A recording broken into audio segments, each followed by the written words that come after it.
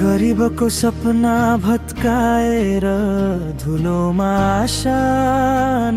छ र घर भन्दा ठुलो के नै हुन्छ र आँसुमा आगो नभर सुकुम्बासी भन्दै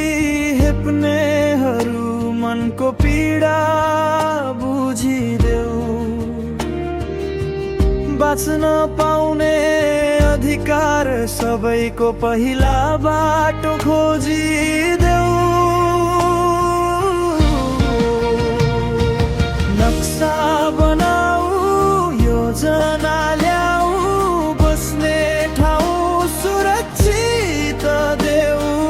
त्यसपछि मात्रै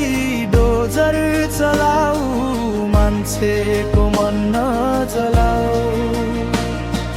पहिला व्यवस्था अनि निर्णय त्यसपछि मात्रै हकु गरिबको सपना कुल्चिनु भन्दा नयाँ आशा बनाऊ सबैलाई बाँच्ने हक छ यहाँ यो देश सबैको हो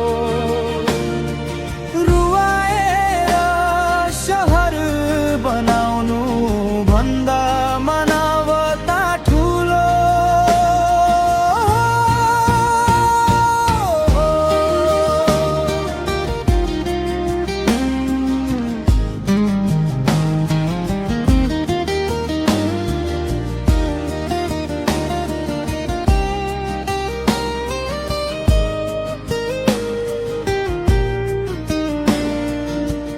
बाल बच्चा चिसो रातमा आकाश मुनि नरहोस् नेताका भाषण भन्दा पहिले मानिसको जीवन हेरोस् हातमा किताब हुनुपर्ने बच्चाले किताब बोकेको छ देश बनाउने नाममा किन गरिब मात्रै रोएको छ सडक चाहिन्छ विकास चाहिन्छ तर मन पनि जोगिनु पर्छ जनताको आँसु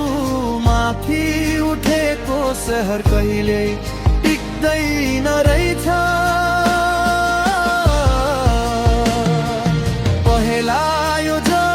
सुरक्षित घर त्यसपछि मात्रै हबु जनताको आवाज सुनेर मात्रै देशलाई अघि बढाऊ सबैको सपना एउटै हो शान्ति र सम्मान पाऊ